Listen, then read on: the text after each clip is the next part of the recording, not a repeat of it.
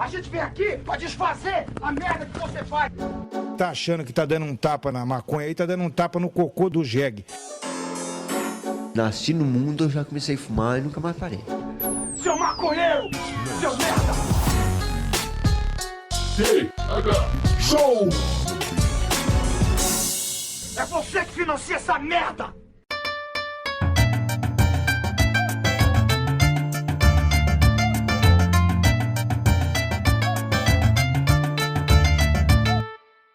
Fala, meu povo! Estamos começando mais um TH Show Podcast aqui direto da RadioRamp.com, com transmissão para todas as plataformas de áudio desse planeta. E esse quem fala sou eu, Igor Seco, junto com meu grande amigo Marcelo Nhoque. Tudo bom, Marcelo Nhoque? Fala, meu pô. Ainda tenho que descobrir um jeito de começar essa quarta temporada e não vai ser. Não vai roubar meu Fala Meu Povo. Agora na quarta temporada, se deixa pra imitar meu bordão, não vai dar. O pessoal nem vai desconfiar, né, que eu roubei o bordão. Sabe quem roubou o Fala Meu Povo?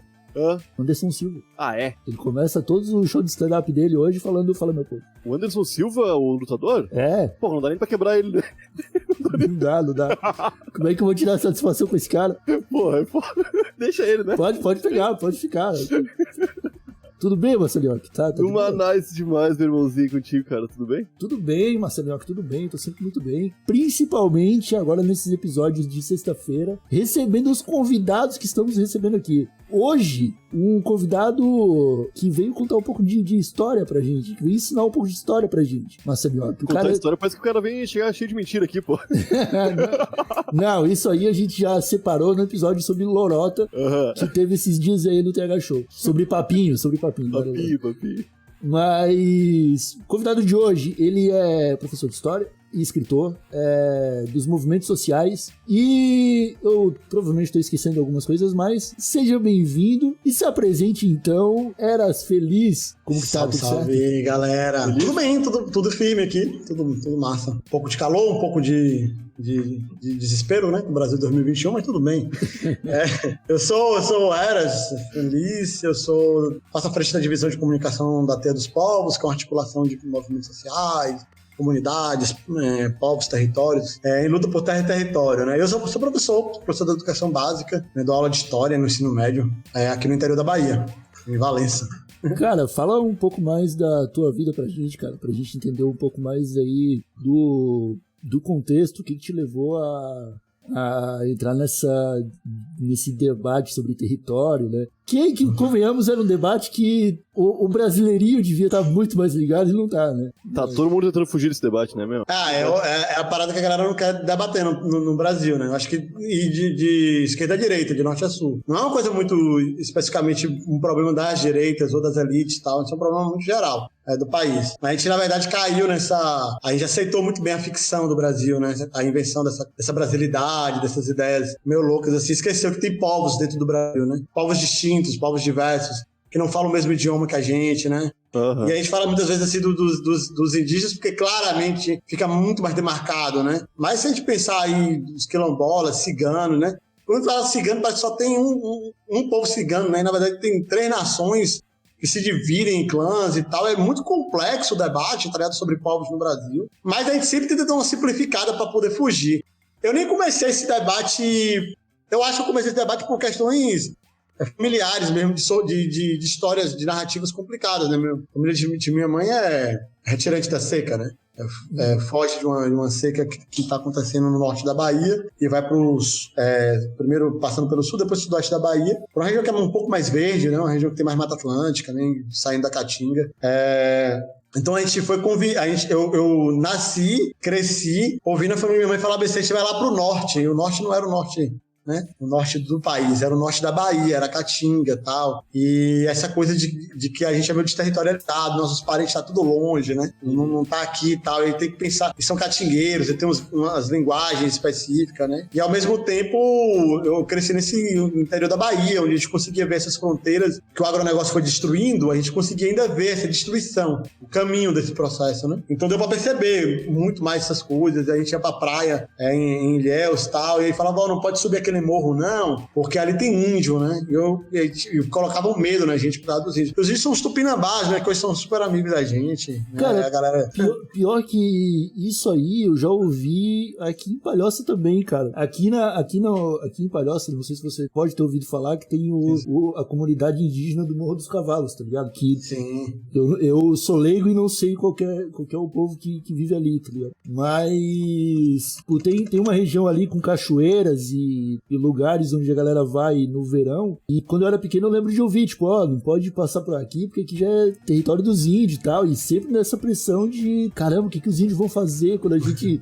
Meu Deus, tá ligado? Santa Catarina é o quê? Guarani, Caigangue e Xocleng, né? Deve ser Guarani, cara. Guarani. Certeza, mas deve ser Guarani, entendeu? O Caigangue, eu sei que o Rio Grande do Sul tem bastante. Tem Caigangue e Xocleng também, né? Caigangue, Xocleng e Guarani. As três nações mais numerosas aí na região. Isso é uma coisa muito do Brasil, cara. Não é uma coisa especificamente, né? Eu acho que cada vez mais a gente tem que começar a observar que essas experiências comuns não trazem exatamente uma ideia de Brasil pra gente, mas nos dão uma experiência de que nós estamos o tempo todo falando de povos, né? De outros povos, de outras... Se perceber que estamos falando sobre isso, o medo que se constituiu, por exemplo, com o cigano, né? A associação com o cigano, empréstimo e cobrar de você no tiro e tal. Tudo isso é quando você sobredetermina alguém, né? Quando você determina externamente aquela pessoa, falar, o cigano, vão dar o tiro, para não sei o quê. Mas nós estamos falando de um povo, ainda que com preconceito, ainda com uma carga cultural violenta, a gente está falando de algum povo que não é a gente, porque a gente não reconhece o cigano como brasileiro, né? A gente acha que eles são estrangeiros que estão por aí até hoje andando com suas tendas e tal. Pô, mas não é essa a visão que muita gente tem dos próprios indígenas, cara? A galera não entende. Mas é isso mesmo. Eu acho que eu tava dando um saque nessa coisa aqui do contestado, né? Lendo essas coisas do contestado aí do sul do país. E era isso, assim, os caras, a diferença era muito grave entre os caras que viviam e queriam fazer as fazendas e que ainda né, no século XIX e tal, tinha bugreiros, eles chamavam de bugreiros, que eram os caras que capturam índio, mano. Capturar pra uma mulher ser escravizada como secretária do lar, né, tipo, doméstica e tal. Os caras faziam isso, cara, pra pegar alguém pra ser ama de leite, né, pra criar o filho dos brancos e tal. Você está falando, depois da abolição, da escravidão e tal, ainda existia, no início do século XX existia. E a diferença era essa, né? Que esse povo que vai fazer o contestado e tal, por exemplo, eles já não... Eles tinham uma coisa de elogiar o índio, assim, de colar com os índios, entendeu? Com os indígenas e fazer uma relação ali de aliança. Então, a gente está num país muito assim. Eu entrei nesse debate, num debate no sentido de participar, de fortalecer, porque na faculdade comecei a ler sobre os zapatistas do México, de Chiapas, e aí comecei a traduzir os textos, depois comecei a entregar uns livros em aldeia indígena, no MST e tal. E aí conheci os caras, assim. Depois que eu conheci os caras, a gente teve uma amizade e tal. E aí, tempos mais tarde, eu volto para poder ajudar a galera que eles já tinham feito uma aliança entre sem terras, quilombolas, Tupinambás, Pataxós, no sul da Bahia, na Mata Atlântica, chamado Terra dos Povos. Aí eu volto para poder ajudar eles, e aí não deixei mais, assim. Eu sempre fortalecido, construído com eles e tentado reverberar um pouco esse debate sobre terra, sobre território, que é uma coisa central, assim, pra gente. Tanto em pensar de autonomia desses territórios dos povos, como também pra gente que não é desse contexto, a gente que é da cidade, entender como nós somos dependentes também desse reconhecimento, né? Quando a gente fala de um território indígena, a gente está falando também de um lugar muito preservado, né? De defesa da natureza, do bioma e tal. O Território dos Povos é um grupo formado por quem? A Terra dos Povos, eles, assim, na origem, Pataxós, Tupinambás, sem terras de organizações diferentes, MST, MLT, porque CETA são vários, né? Que formam esse... Pô, mas rola essa união, assim? E aí em 2012 eles se reuniram, velho, viram que eles estão com problemas muito parecidos, e aí falaram, velho, vamos tentar se ajudar. Começou por causa do sul também do Brasil, a gente tem uma relação muito amorosa com o sul do Brasil, porque os guaranis deram um punhado de milho crioulo, né, de semente de milho crioulo, e aí a gente reproduziu esses milhos crioulos aqui. E aí todo mundo começou a ter uma rede de milho, de semente, de feijão, sobretudo de milho nesse período aí.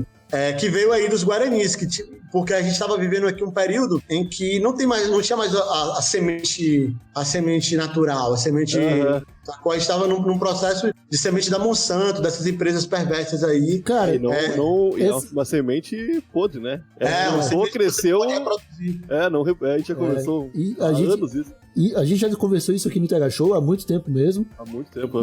E é uma coisa, cara, que nós, maconheiros e cultivadores, temos que estar ligados também, porque a manipulação genética da semente de ganja já acontece amplamente fora do Brasil, e inclusive utilizando e registrando genéticas brasileiras como se fossem deles. Tá ligado? Sim. Maga rosa, cabrobró, todas essas paradas que a gente ouve na cultura popular maconheira do Brasil aqui, os caras estão lá fora só, tipo, usufruindo dessa genética pra fazer planta forte, tá ligado?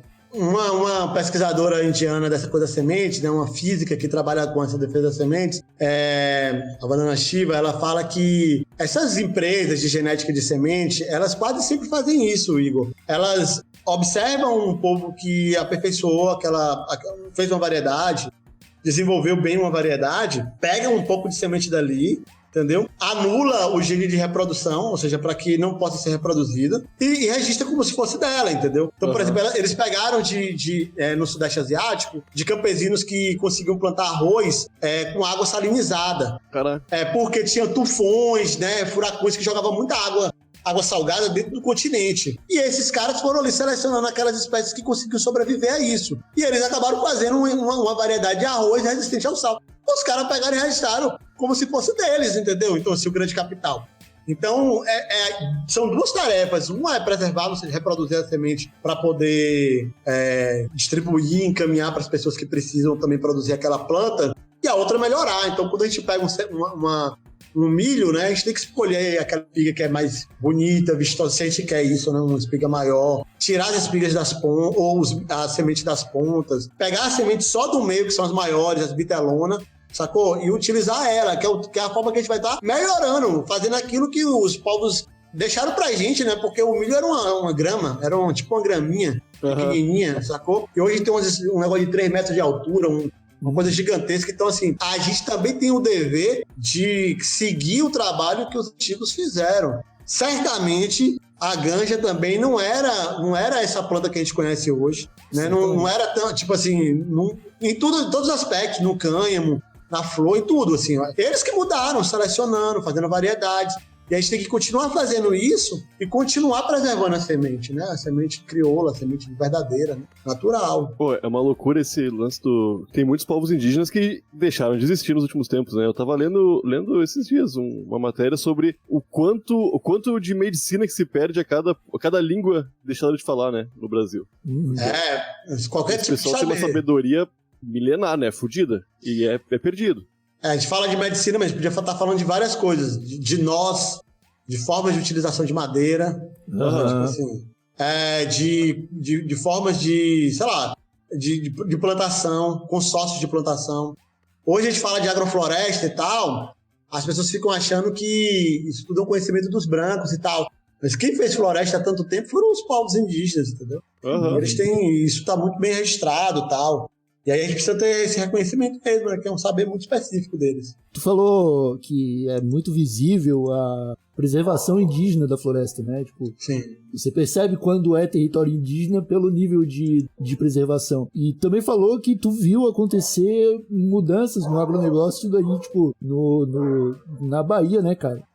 E eu fico imaginando que, tipo, eu nunca tive a oportunidade de ver uma grande plantação de soja surgindo, tá ligado? Acho que deve ser chocante pra quem tá por perto, tá ligado? Tipo, sei lá, tu faz um trajeto todos os dias cercado de floresta e de repente em 2 semanas tá tudo amarelo, sacou? Tipo, sem nada no horizonte, né? Porque, tipo, os caras derrubam tudo, montanha e as florestas, e aquilo ali tem um papel muito importante culturalmente pros indígenas, né, cara? A gente esquece a conexão cultural, religiosa pros povos indígenas, eles vieram dali, né?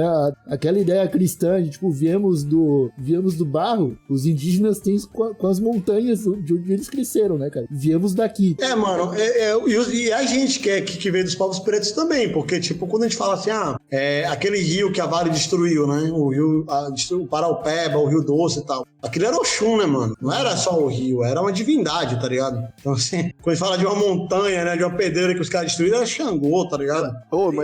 Imagine se destruísse uma barragem da Vale aí, destruísse o Cristo Redentor. É isso. É tipo isso, né? Tem que pensar nisso. Tipo assim, agora tá queimando a Amazônia, o Pantanal, não sei o que tá queimando. Aí os caras, todo ano agora a gente tá passando a banalizar depois da queima dos biomas. Pronto, tipo assim, tá matando Oxóssi, tá ligado? Porque ali é a divindade, né, das florestas e tal. Quem não sacraliza o meio ambiente é os brancos mesmo, assim, a galera que fez uma distinção entre a criação de Deus e Deus, né? Então, pô, Deus que criou as florestas, quando a gente vai ser catequizado, a gente não aprende isso. Que aí, no quinto dia, Deus fez os homens, mas assim, antes, Deus estava fazendo um mundo, então ele fez floresta, rio, botou nome nos bichos, essa coisa toda. Ele foi fazendo. Aí a gente separa. Diz que não, tipo, tá ligado, velho? Pode fazer isso mesmo, pode queimar. Tipo, você sabe, assim, você tá falando assim, que um presente, que é a divindade maior que você acredita que te deu, e você tá falando assim, pode destruir de boas, tá ligado? É meio louco. Mas essa dissociação funcionou. A gente não pode dizer hoje que nós não temos uma grande dissociação, porque nós temos essa dissociação. Temos várias, da nossa cultura. Temos várias dissociações no Brasil, né? A gente, cara, eu acho... Eu tiro muito exemplo pelos debates que a gente vê no Twitter, tá ligado? Que eu quero ter um exemplo de descolamento da realidade, eu vou pra TL ver o que estão debatendo, porque sempre é alguma coisa que, sei lá, cara, a gente tá acostumado a mudar o tema do debate em 2 frases. Saca? E aí a gente vê, sei lá, um Osmar Terra do Caralho na Câmara dos Deputados começar uma frase falando de uma coisa, terminar falando de outra, e a gente acha normal, pra gente passar naturalmente. Porque eu acho isso é pra dificultar. Não, mas o brasileiro aceita isso, eu acho, cara, porque, sei lá, de alguma forma, culturalmente, a gente aprendeu a ignorar conexões entre assuntos, assim, tipo, sei lá, velho, eu começo falando de uma coisa, termino falando de outra, quando a pessoa vai me rebater, ela já começa falando de outra coisa e puxa outra coisa, tipo, cadê o foco? Tipo, ninguém mais foca em porra nenhuma, tá ligado? E é muito louco isso, que é uma coisa que eu já tinha mais ou menos percebido, só que não com tanta clareza quanto durante essa conversa agora aqui. Que, pô, os indígenas religiosamente amam a natureza, né? Religiões de matriz africana também têm um respeito muito grande, né? O catolicismo, né? O evangélico, outras religiões que são popularmente conhecidas e difundidas no Brasil, não tem esse mesmo apego mesmo, né? E há um certo... Essas religiões são maiores, já tem muito mais adeptos, tem um certo desdém, né? Com essa galera que ainda parece meio que... Eu sou ateu, eu não tenho eu sou ateuzinho, agnóstico, eu não sei se existe uma coisa ou não, né? Mas essa galera meio que falta de ayahuasca, isso aí, mas continua. A ayahuasca eu tentei, mas não bateu ainda. Vou tentar outra vez aí. Outra coisa que você tava falando sobre saberes indígenas, outra coisa que você pergunta assim, como é que um cipó, né, de uma planta, né, utilizada junto com outra planta, quer dizer, só bate se for desse jeito. Se for de outro jeito, não bate. Qual é a possibilidade disso ter sido pesquisa, ser investigação, entendeu? Conexão com a natureza, porque assim, se você não fizer com a folha de uma, não funciona. Se fizer com o calo de outra e não com a folha, não funciona. Só funciona as duas ali, ó, conectadas. Então, isso mostra a genialidade dos povos indígenas que desenvolveram tecnologia, mas dentro de uma perspectiva de associação com o bem coletivo, que era a floresta, né? E com o futuro, que é outra questão que é importante. Eles não estavam pensando só na geração deles. Nós meio que... Nós vai queimando tudo aqui porque a gente vai morrer mesmo. Quem chega lá depois que segura esse beiju. Os caras estavam preocupadíssimos com isso, ao ponto que eles plantam um jardim poderosíssimo como a Mata Atlântica, como a Floresta Amazônica. Isso é respeito pelo lugar que tu... Por tudo, cara. Pô, tu falou do Deus... Do Deus criou o mundo todo e depois foi criar a gente. Como é que a gente não respeita o trabalho desse brother aí, cara? O cara veio... As coisas veio antes da gente, né, mano? Até sobre a precedente, né? Os mais velhos estão certos, então, tipo, as plantas é mais velhas, velho. chegaram primeiro, entendeu? Os animais chegaram primeiro, tá ligado? Pô, mas as religiões de gente branca não olham pra indígena e até o banda, essas coisas como se fossem religiões. Coisa de preto, coisa de índio. A gente olhando pro pessoal que usa Facebook ainda, né? Meio que é atrasado. Agora, Nhoque, sabe que isso tem a ver também com isso, né? Com a desvalorização das pessoas. Quando a gente fala que o preto, ele não era humano, né? Ele não era considerado gente, então ele é desvalorizado, né? No processo de escravização. O indígena, embora tivesse uma série de normas para não escravização indígena, eles também estavam sendo escravizados, até quando os pretos estavam sendo escravizados, rolou escravização, sobretudo no norte. Aí no sul também, né? E no sul também era... É muito forte isso nesse lugar, mas as pessoas são desvalorizadas. Se elas são desvalorizadas, portanto, sua cultura, seus modos de vida também são desvalorizados, né?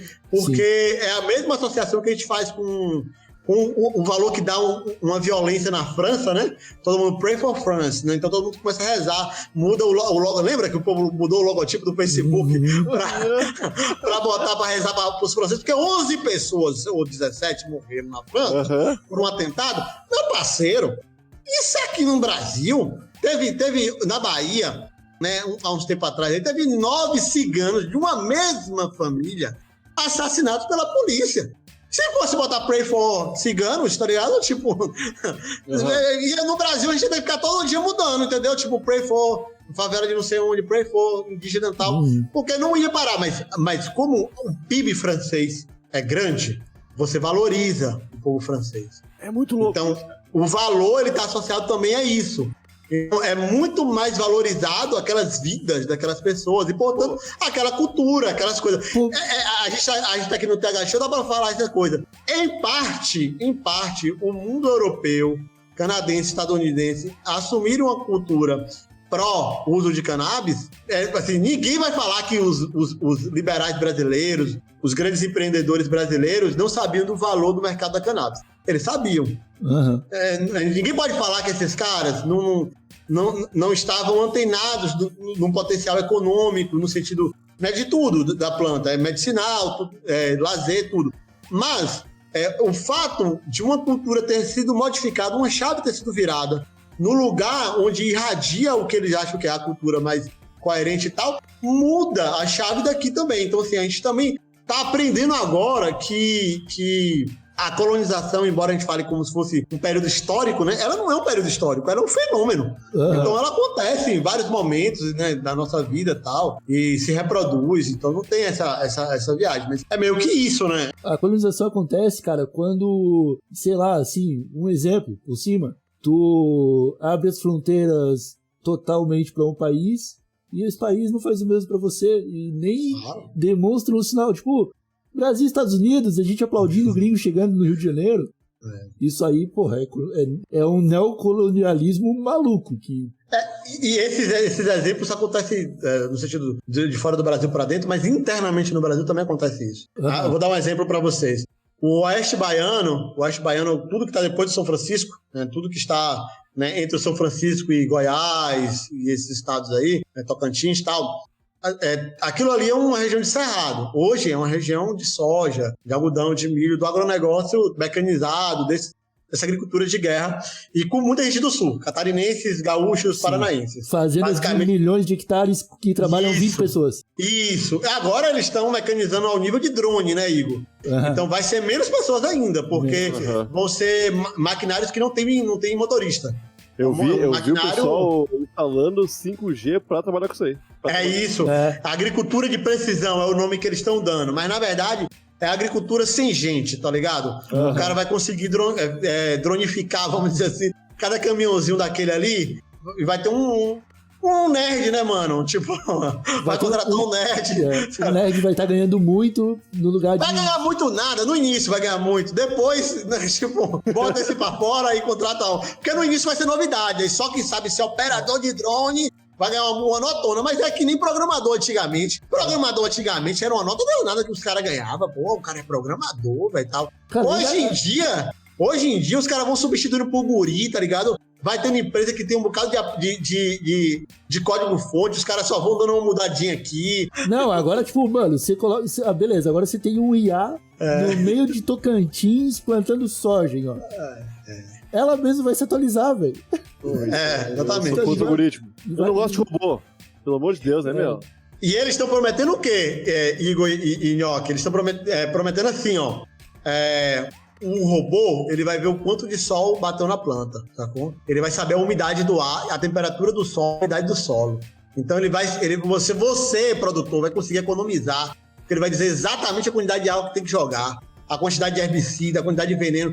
Eles estão prometendo uma coisa como se vida fosse isso. Vida não é isso. Vida é um negócio muito louco. Vida, todo mundo que já tentou plantar alguma coisa sabe que se não tiver empiria, se você não ficar ali olhando, estudando, a bicha dá um nó em você, tá ligado? Dá uma volta.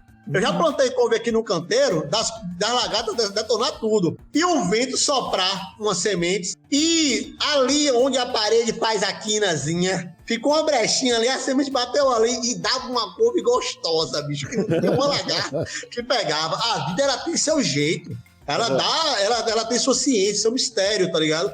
Esses caras estão prometendo um controle de algo que não se controla, entendeu? Agora, tudo isso, claro, parece bacana, mas na verdade, parece bacana pro produtor ganhar mais, mas não é verdade. Isso é um pacote, e quem ainda tem um pacote tecnológico de insumos, né, de adubos, de fertilizantes químicos, de veneno agrotóxico, é ele que ganha. Porque você vai ter que ficar dependente. O produtor também tá sendo enganado, tá ligado? Ele tá sendo enganado. Ele acha que não, eu vou produzir não sei quantas toneladas, mas ele só tá vendo o quanto vai sair, né? Tipo, de tonelada. Ele não tá vendo o quanto vai entrar de insumos que ele vai ter que comprar, entendeu? A gente tem mania, né, de o produtor se acha muito superior ao trabalhador dele ali, mas não tá ligado que ele tá um pouquinho acima, né? Um pouquinho, não é?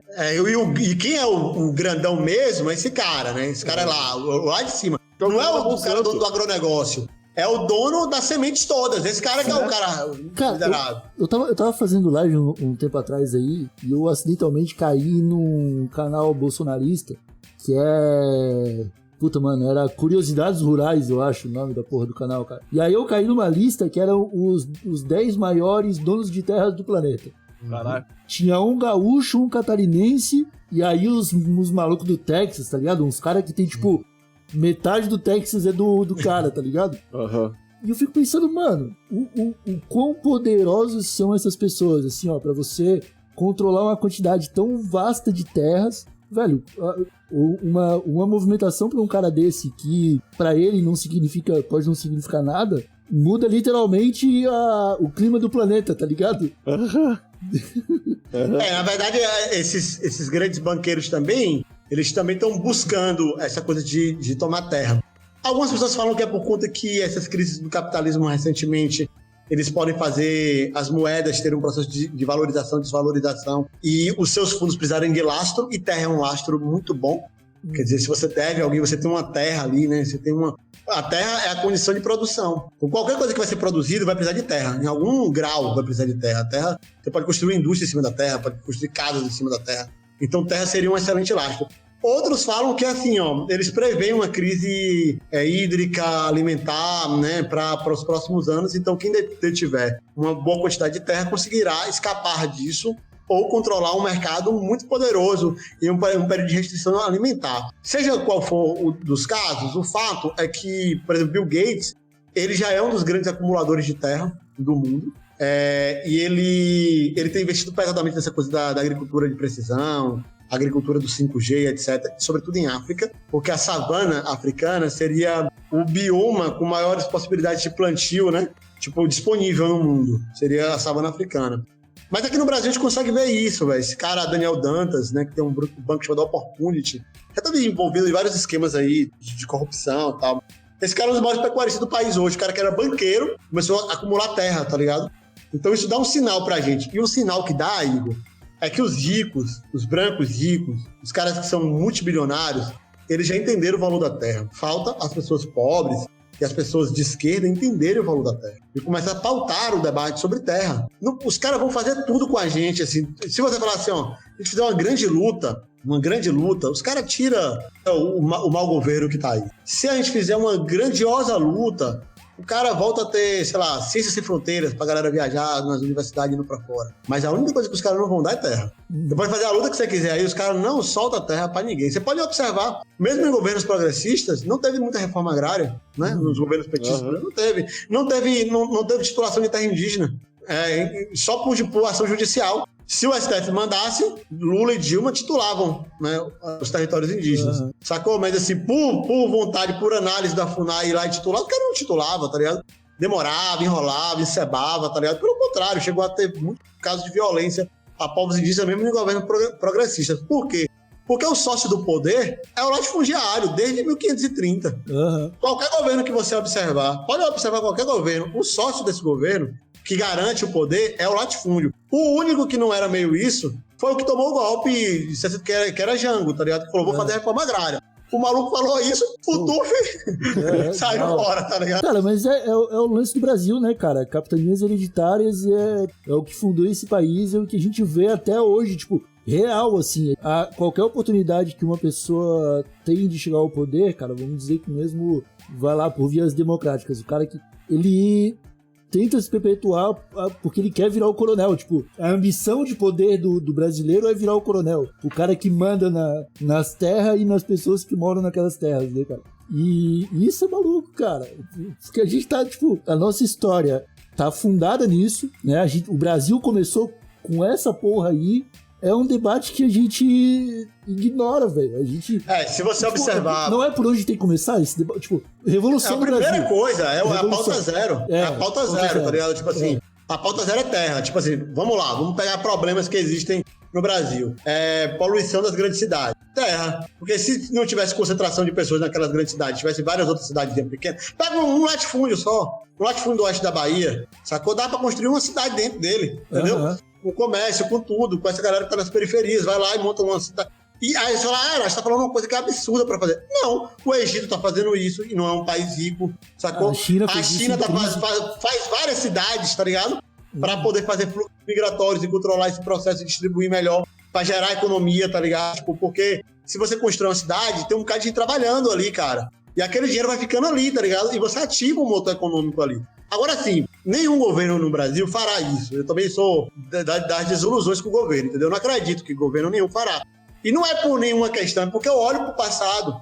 Se você vai ser autorizado, chancelado pelo agronegócio, né, pelo agropop, por isso e por aquilo, você não tem condições de fazer qualquer coisa dessa natureza. Vamos pegar uma situação, violência, por exemplo. Um dos problemas centrais do Brasil sobre violência está calcado nisso. Tem gente que não tem terra para construir uma casa, tem que ir se amontoar em uma periferia, sacou? Porque essa pessoa não é proprietária. Se ela fosse proprietária, ela não seria uma pessoa morar em um lugar que se chover pode cair, entendeu? Ela ia para lá, para um lugar, para um sítiozinho, para chácara. Então terra é uma condição sine qua non. Se você falar da questão racial, o preto, ele foi sumariamente desvalorizado, nossa gente preta, porque quando tem a abolição da escravidão, não existe reforma agrária. Eles não têm acesso à terra. Na verdade, foi feita toda uma trama desde 1850 com a lei de terras para que o preto não acessasse a terra que era devoluta, a terra que era largada lá, abandonada da União, ou terras que tinham outros povos que eram ignorados como povos indígenas, ribeirinhos, extrativistas, etc. Eles não puderam pegar essas terras. Eles foram limados disso.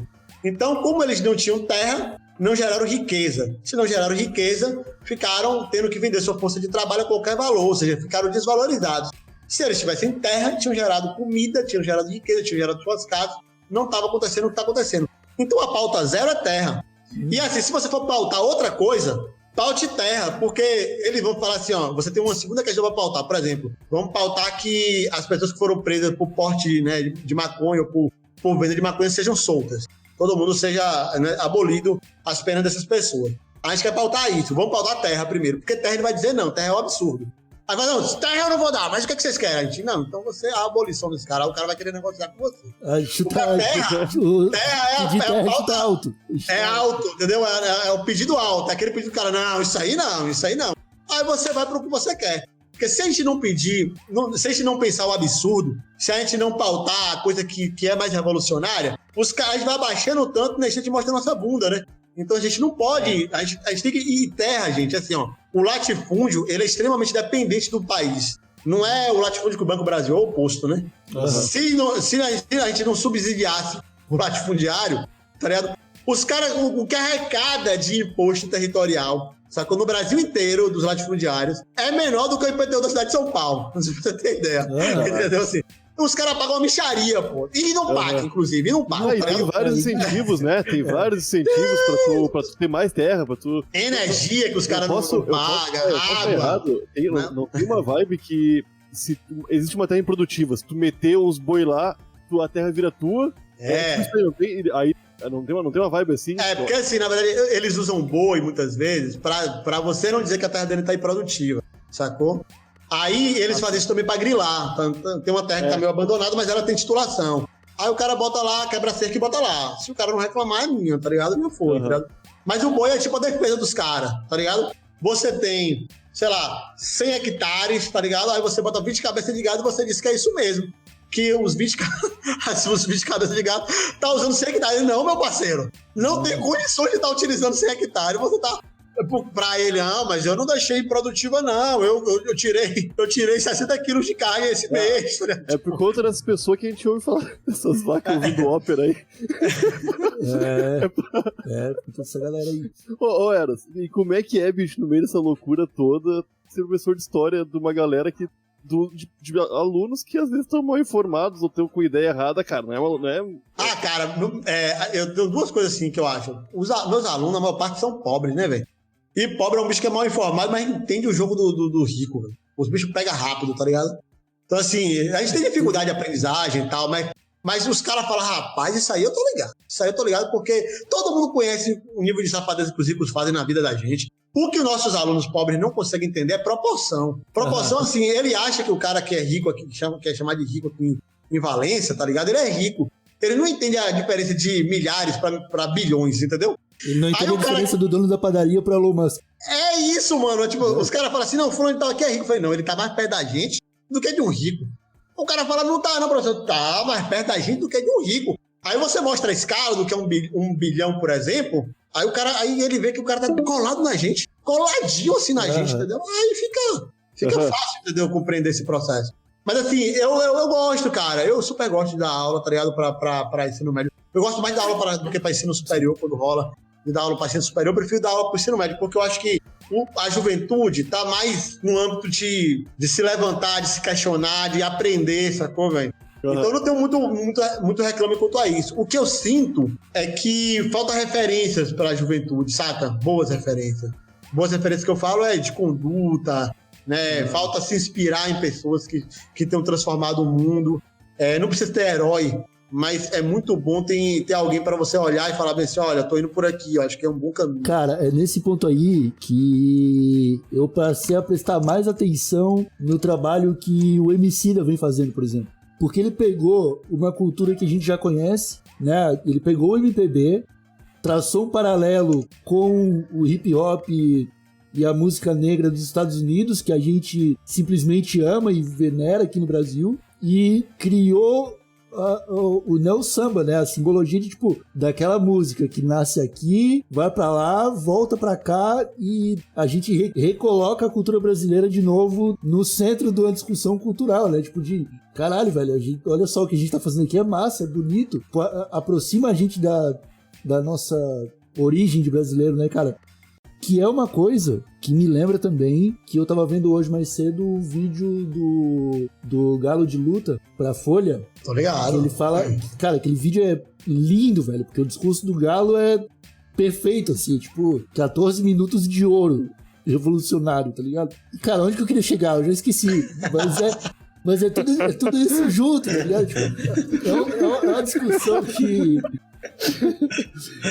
me leva a pensar em tudo isso. Na verdade, assim, eu super acho que o MC tem para várias questões, sacou? Ele representa um bom exemplo, uma boa inspiração, seja pela sua caminhada de ascensão socioeconômica, de trazer pessoas junto com ele. Isso é bonito, né, cara? Eu acho que trazer pessoas, né, com você vai levantando e depois puxa alguém, isso é sempre muito bonito.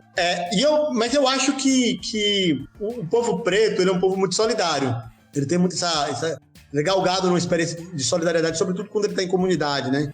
Então o terreiro, por exemplo, a religião de terreiro é uma religião que a festa é comida, né? É rango coletivo, tá ligado? Então, assim, isso tudo mostra que a espiritualidade também é congregadora, abraça, tal, traz os seus. E tem toda uma experiência daquilo ali.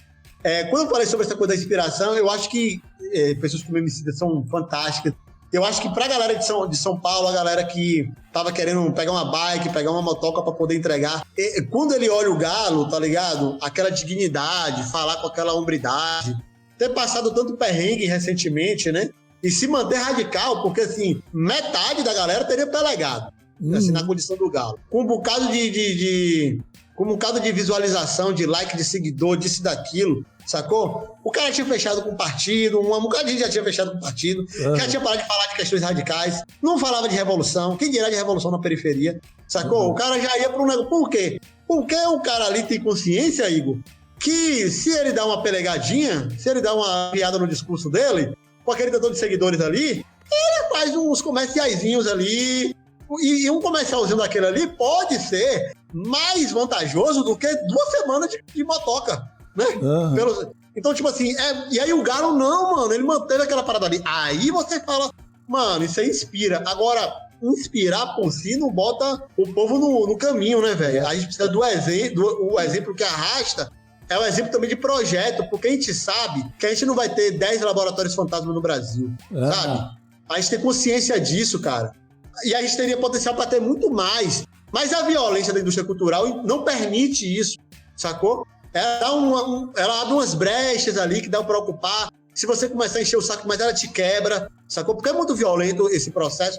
Então, quando eu falo também de projeto, eu tô falando assim, inspirar para uma caminhada, tá ligado? Inspirar para você falar assim, eu vou fazer um paraíso na Terra.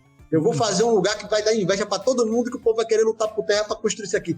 Esse processo, ou outra questão, né? Ou vou construir aqui uma organização que consiga congregar na periferia, mas trazer comida, botar comida na mesa da galera, emprego e tal. Eu acho que a gente está precisando desse processo de inspiração para falar assim, tem rumo que não seja o rumo do capitalismo da destruição. Falta isso hoje para a juventude. A juventude está ansiando para fazer luta. 2016, eles ocuparam as escolas tudo aí, ocupou escola pra caramba, começou inclusive no Sul, né? Só que não foi uma coisa absurda, mano. E que moleque é esse que fizeram essas ocupações não vai fazer mais? Vai, pô. Agora, pra onde a gente vai rumar? Pra gente também não rumar pra urna só, né? A gente tá meio traumatizado com o sequestro de pauta, né? A gente tá ligado. 2013 tá aí pra mostrar pra gente que não basta só força de vontade, a gente tem que estar esperto. E o que eu queria falar, que eu tava puxando antes, que eu lembrei de falar do Galo de Luto, falar do Emicida, cara, é que são pessoas que exatamente tipo isso, inspiram a gente, e quando abrem a boca pra falar, elas falam justamente que o brasileiro tá descolado da cultura brasileira, que a gente é treinado pra odiar a própria cultura, e é isso que dificulta pra caralho a comunicação e a cooptação da galera pra fazer a luta funcionar, né? Como é que você vai colocar a molecada pra lutar a luta do favelado se tudo que vem da favela é criminalizado pela burguesia? Ah, porque o samba foi, a capoeira foi, a maconha a Umbanda também, hoje o funk, tá ligado? O rap, o hip hop, toda a cultura black, tudo que vem da periferia pro centro da cidade, a gente é treinado pra, né, virar a cara. Bonito é cultura soriana. Eu tenho uma parada que assim, é que eles querem nosso trabalho, mas não necessariamente a gente, né? Eles querem nossa força. Então, assim, até na proibição da Djamba, né? Foi nesse sentido, né? Porque eu falava, os pretos Angola, eles fumam a Djamba e eles ficam meio... Eles não querem trabalhar muito. Fica parecendo que um cara que carrega peso o tempo todo, o cara que é estivador, o cara que era carregador... Que o cara tem que ficar animado. Sacou? Tipo assim, fica parecendo que o problema era Djamba e não o trabalho, tá ligado? Tipo assim, que o cara fazia. Mas a visão é sempre essa, desvaloriza o aspecto cultural, ele quer a força muscular. Ele quer. Agora eles não querem mais. Aí tem a diferença agora. Essa é a diferença. Não precisa 5G, mais. Né? 5G. Os caras estão reclamando aí que a Uber tá não sei o quê, mas a Uber tem motorista. O 5G não precisa de motorista. A 5G, sacou? É carro inteligente. A 5G é drone levando as coisas e não motoca, sacou?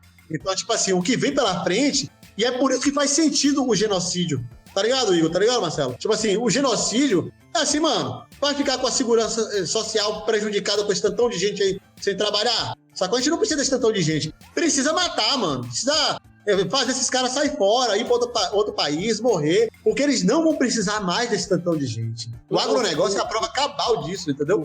Aquele filme O Up, a vibe é sair no futuro, né? Que não precisa mais ninguém trabalhar. Mas eu acho que o capitalismo nunca vai deixar a gente ficar em casa de boa, né? Não vai rolar, nunca, né? Nunca vai rolar. A viagem dos caras é claro, quem precisar trabalhar, eles vão precisar de gente para trabalhar. Vão precisar de muito menos gente, né? Muito menos. A gente tá diminuindo em escala gigantesca, assim. Nós estamos falando, para ao invés de ter dezenas, centenas de milhões de pessoas trabalhando no Brasil, né? Tipo, 100 milhões de pessoas trabalhando no Brasil, a gente tá falando para falar de dezenas de milhões assim, de pessoas trabalhando. Assim. E essas outras pessoas são pessoas de descarte, para fazer serviços sujos, que ninguém quer fazer, né? Pagando pouca coisa e tal. E por isso que a terra é tipo o segredo da gente, né? A nossa defesa. Por isso que os indígenas dão a vida deles pela terra, né? Foram lá, tem Covid, tem isso, os caras, vamos quebrar o pau, não tô nem aí que tenha Covid, que tem isso, que tem aquilo, a gente vai continuar. A ideia é que, tipo, com tanto pouca gente, os indígenas já estão ligados que a terra é o que vai segurar a existência deles e das gerações futuras. Covid, Bolsonaro contra eles, tal, eles foram pra rua desde o primeiro momento que Bolsonaro assumiu. Esses índios nunca saíram da luta, tá ligado? Porque é central ter terra pela questão de ter a água, pela questão da soberania alimentar, de ter comida, sacou? Para eles terem locais para morar, porque eles sabem que o descarte e o genocídio vai ser generalizado. O que fazem pros pretos hoje, sacou? Na favela, que uma parte dos trabalhadores e da classe média acha tranquilo, né, o que tá acontecendo, vai ser para a galera da classe média também. Vai ser descartada. Não vai ter mais tanta gente precisando de tanta gente. Então, quem tiver terra vai ter condição de fazer seus alimentos, fazer sua casa, né, produzir sua educação, vai conseguir sobreviver nesse processo e talvez construir a partir dali um mundo novo, um outro mundo, de respeito à biodiversidade, o bioma, né, as águas, a coisa toda. Então, a atenção que a gente também faz é porque não é que a gente é amante da natureza e por isso a gente acha tudo... A gente é meu Haribo, não é isso, mano. É que nós tá vendo o tanto de desempregado que tá sendo construído em escala e que o genocídio tá aí. Você descarta as pessoas, ele paga tiro. Vai ver se num país de emprego pleno dá pra ter um genocídio lá dentro. Não pode ter um genocídio lá dentro. Porque se tem emprego pleno e começa a ter descarte, tá ligado? O cara fala, eu vou sair daqui da empresa porque a empresa não tá me pagando muito bem, não. Aí o cara fala, velho... Eu vou aumentar seu salário. Ele, não, eu quero o dobro. O cara, então sai. O cara sai. Ele consegue outro emprego, o cara fica sem ele lá, mano. Sem um trabalhador que ele precisa, tá ligado? Eles são dependentes desse trabalhador. Então, assim, e isso valoriza as pessoas. O que nós temos aqui é um processo de desvalorização. Se você conhece um pouco da sociologia desses países ricos, não tem esse negócio de doméstica como tem aqui. A gente tem um investimento no subemprego, né, cara? Tipo, o projeto de governo funciona pra desempregar as pessoas e fazer elas trabalharem a troco de nada. Porque, tipo, você tem 20 milhões de brasileiros desempregados, com conta atrasando, com boca em casa pra alimentar, com um monte de coisa pra resolver. Cara, eles vão aceitar é um qualquer método, coisa. Né? Claro, eles vão aceitar trabalhar 16 horas no Uber, tá ligado? Eles vão aceitar fazer 16 horas de live na Twitch. Caraca. Aí tem essa parada que o cara faz achando que não, eu tô ganhando uma grana aqui, não sei o quê. Ele não, se ele fizer a conta, ele sabe que ele tá se machucando pra caramba, né? Que vai doer nele e tal. Mas isso não tá muito claro pra maior parte das pessoas. Por isso que a gente fala lá na teia, Nhoque e Igor, que é o seguinte, se você tem a soberania alimentar, se você tem a garantia da comida em sua casa, ou seja, você tá na terrinha, e ali você consegue, a maior parte das coisas que você come, a base, pelo menos, das coisas que você come, tu não aceita qualquer coisa, entendeu? Isso é seduzido por merda, né? Você não topa qualquer coisa, tá ligado? Você não vai cair pra um negócio que você pode cair, se ralar todo, e aí não te dá um dia de folga nem por isso. Você não vai cair, porque você já tem ali a condição mínima, água, comida, moradia, sacou? Às vezes você tem um pouco de energia, porque a energia na zona rural é mais barata, sacou? Às vezes você não paga, tal, você é subsidiada, tal. Então, assim, você já tem ali o básico, você não vai topar. Então, os caras têm que esvaziar o campo para você topar. Você tem que expulsar o povo da terra. E eles fizeram isso primeiro por sedução, né? A cidade é melhor, aqui o shopping, vem aqui, né? Lembra de Mamonas? Mamonas Assassinas tinha uma música que ele ia pro shopping center, né? Que ele ia comer pão com gergelim, tá ligado? Que ele viu na televisão. Era isso, é sedução, né? Depois é empurrando mesmo, tá ligado? Tipo, porque quando você esvazia um pouco o campo não consegue se defender. O lugar que consegue se defender do jagunço, do agronegócio, é um lugar que tá cheio de gente. E que o povo quer ficar lá, tá ligado? Mas quando o povo vai ficando mais envelhecido, não consegue trabalhar tanto na terra, e o cara vem lá e oferece 120 mil naqueles seus, né? Seus, sei lá, 10 hectares, 8 hectares, 7 hectares, o cara vende, mano. O cara vende, porque o cara fala, porra, eu não consigo mais trabalhar na terra que eu tô velho. Sacou? O cara daqui, o cara do agronegócio tá me oferecendo aqui 120 mil, eu vou botar esse dinheiro na poupança, vou tentar construir uma casinha de aluguel, ou viver de aluguel e tal. Ele vai, entendeu? Mas porque tá esvaziado. Se tivesse cheio de gente, fica mais difícil. E a prova disso é que, há 4 anos atrás, né, vai fazer 4 anos atrás, esse ano, em novembro de 2017, os ribeirinhos de uma região chamada Rio Arrojado, em Correntina, né, tinha um rio que o agronegócio tava secando esse rio com aquelas bombonas de puxar água, tá ligado? Pra jogar nos pivô. Véi, os ribeirinhos se reuniram e eles não ocuparam a fazenda. Eles pegaram 2 fazendas de um grupo japonês, chamado Igarashi, né, de japonês. Eles quebraram as bombas, queimaram as coisas tudo da Igarashi pra poder ter água no rio, mano. Porque tem gente morando ali, tem vida ainda, não dá pra negociar, tá ligado? Os caras de água, eu vou morrer de sede do lado do rio. Que história é essa, tá ligado? Tudo autorizado, tudo legal. A fazenda não fez nenhum crime, mano. Assim, é crime, é óbvio, mas assim, ele foi autorizado pelo governo pra fazer aquela... Sim. E aí os caras falaram, mano, se o governo tá dizendo que é legal e nós vamos morrer de sede, antes de morrer de sede, né? Vamos lá, garantir mais uns tempos de água pra gente. Vamos quebrar essa... Quebraram tudo, né? E isso mostra que há condições de resistência, se o povo tiver essa coisa da unidade. A gente fala de toda essa luta, a gente fala, caralho, o Brasil tá vivendo isso há 500 anos, a previsão não é de melhora, mas a luta ainda não tá perdida, o Brasil é gigante, cara. A gente ainda pode reconectar as pessoas, tá ligado? E aí, eu te faço a última pergunta desse episódio pra gente encerrar. Eras, por onde se começa uma revolução, cara? Por água e comida, cara, assim, a gente tem falado isso muito na teia. As pessoas acham que autodefesa é comprar arma, né? Se as pessoas pegarem arma para ir contra o governo, né? A gente sempre fala isso. Os caras vão cercar você em algum momento. E se tu não tiver comida, tu vai entregar as armas, entendeu? Você não vai morrer de fome. Então começa por água e comida. E fome é uma coisa que está acontecendo no Brasil agora. Se nós das esquerdas tivéssemos mais comida, né? Mais condições de produção de comida, o povo estava do nosso lado. Porque o povo está pagando para comer pele de galinha. O povo tá pagando para comer quebrado de arroz, né? Arroz de terceira, de quarta e tal. Então o povo tá numa situação muito dolorosa, né? E isso significa que quem tem que dar o caminho também tem que dar as respostas desse caminho. Então, assim, ao início de qualquer unidade revolucionária, radical, começa pelas coisas básicas: água e comida. Água, porque a Caatinga está se desertificando, um deserto do tamanho da Inglaterra. O sul do país todo enfrenta uma crise hídrica, um colapso iminente, na verdade, né? Se a gente ver as fotos do Rio Paraná, é de chorar. As fotos do Rio Paraná é uma coisa desesperadora, né? O que a gente tem observado. E nós, portanto, precisamos chegar nas pessoas naquilo que é o objetivo. Claro, material, a gente não vai chegar com promessa vazia. E o que a gente tem que falar? Água, porque sem água não enfrenta Covid, sem água você fica mais doente, tudo. E comida. Então, a luta da gente começa produzindo soberania hídrica e soberania alimentar. Construindo cisternas de captação de água da chuva, reunindo o pessoal para debater sobre métodos de reflorestamento das matas ciliares, mas, sobretudo, plantando comida, plantando em quantidade, retomando a terra. Porque as novas irrupções precisam surgir de uma articulação que já não pode ser mais dos sindicatos, que estão tomados por uma coisa completamente pelega, reacionária, ou que só pauta eleição e justiça, a justiça burguesa, essa justiça que interessa bastante pouco no sentido da emancipação do povo. Então os sindicatos estão tomados por essa pauta.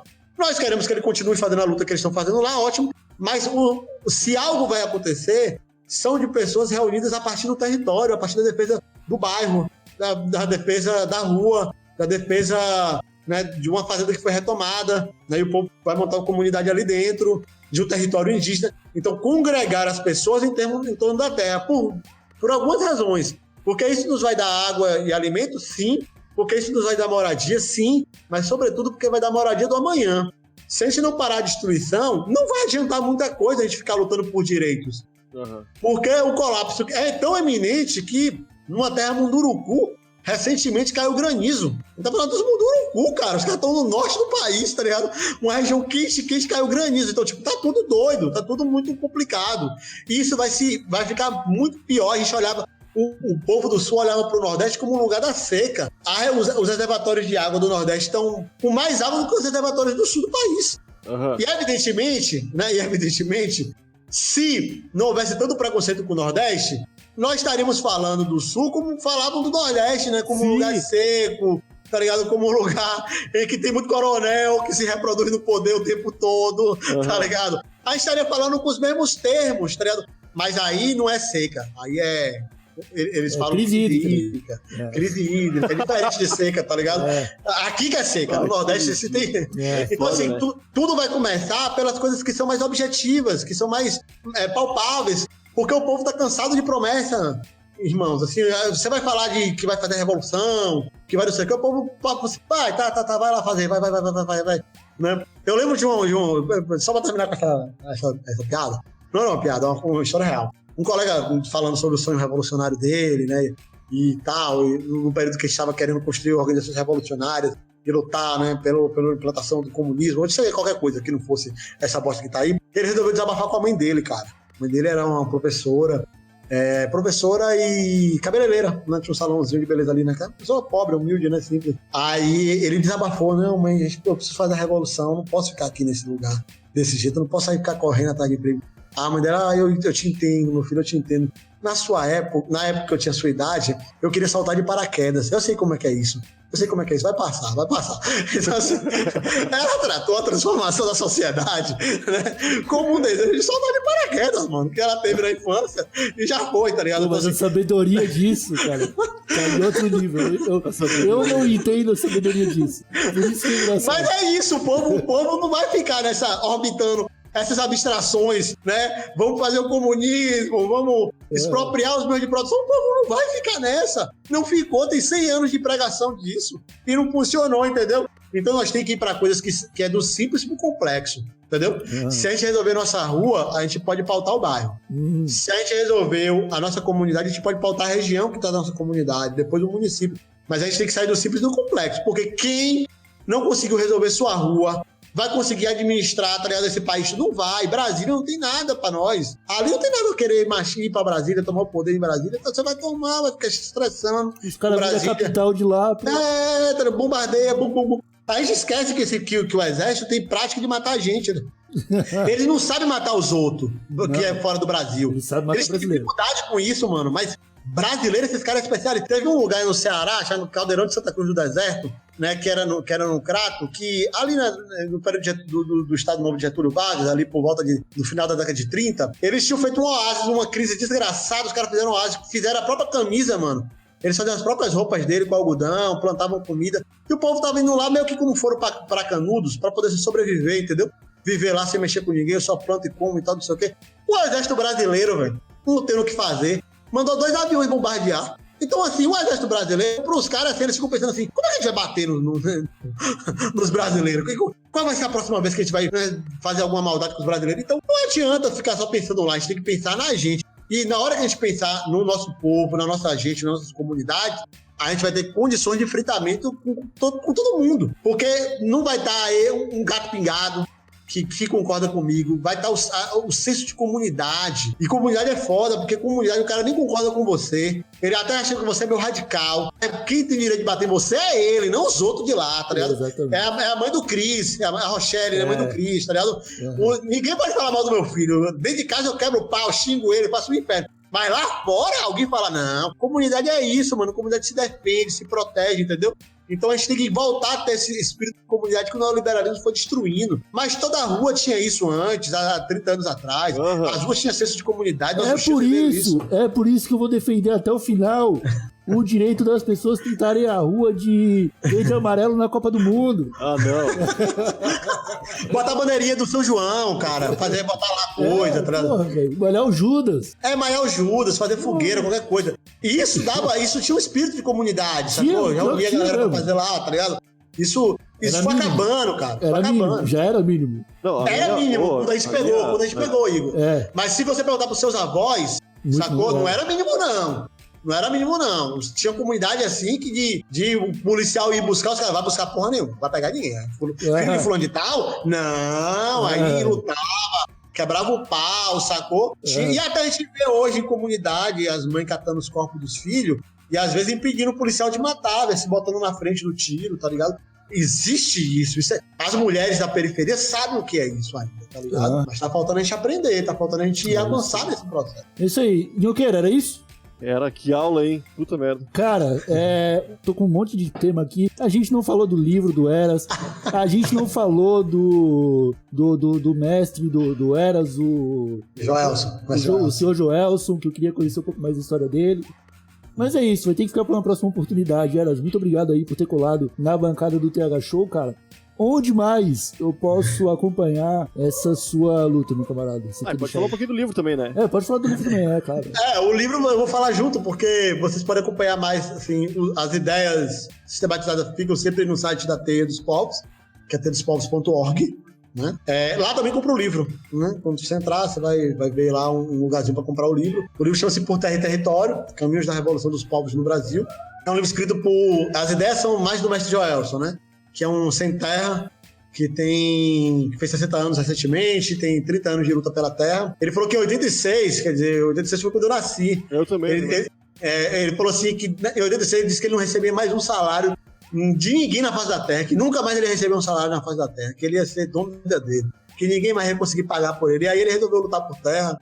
E aí já foi dirigente nacional do MST e tal, e ele tinha várias ideias. E na pandemia, no início da pandemia, eu não podia ficar indo lá, trocando ideia e tal, a gente, por telefone, começou a se ligar, papai, e a gente acabou escrevendo um livro junto, né? Que é esse livro aí, que é a tese dele, assim, as ideias de como fazer essa luta grande, como fazer aliança, porque a gente acha que não vai ter um partido que vai conseguir agregar todo mundo, então a gente não precisa de um partido, a gente precisa de aliados, a gente precisa de amigo, companheiro, entendeu? Então você tem um partido aqui, aí vira amigo do MST, que vira amigo de uma aldeia indígena, e vai construindo. Uma hora a gente faz uma rede aí que consegue ser lançada e capturar nossos inimigos, né? Então é isso, acompanhe lá pela Teia dos Povos, é onde tem mais sistematizado. E no perfil é @erasfeliz. Agora tem um H aí depois do A, que atrapalha a galera, mas acha fácil lá, né, no Twitter e tal, vai achar fácil. A gente vai marcar seu perfil em todas as publicações aqui, Instagram, Twitter, o que tiver pra marcar, a gente marca. E e a gente não falou, mas tem um fixado do Twitter que é sobre álcool, galera. Aí tem um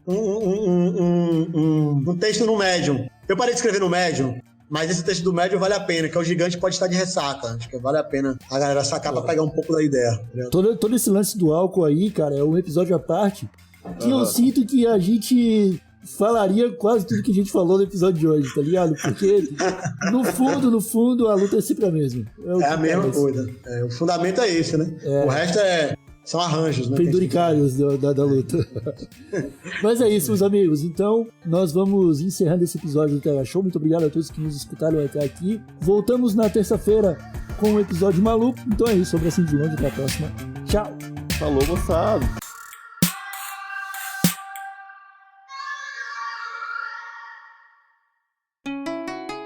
Rádio Hemp.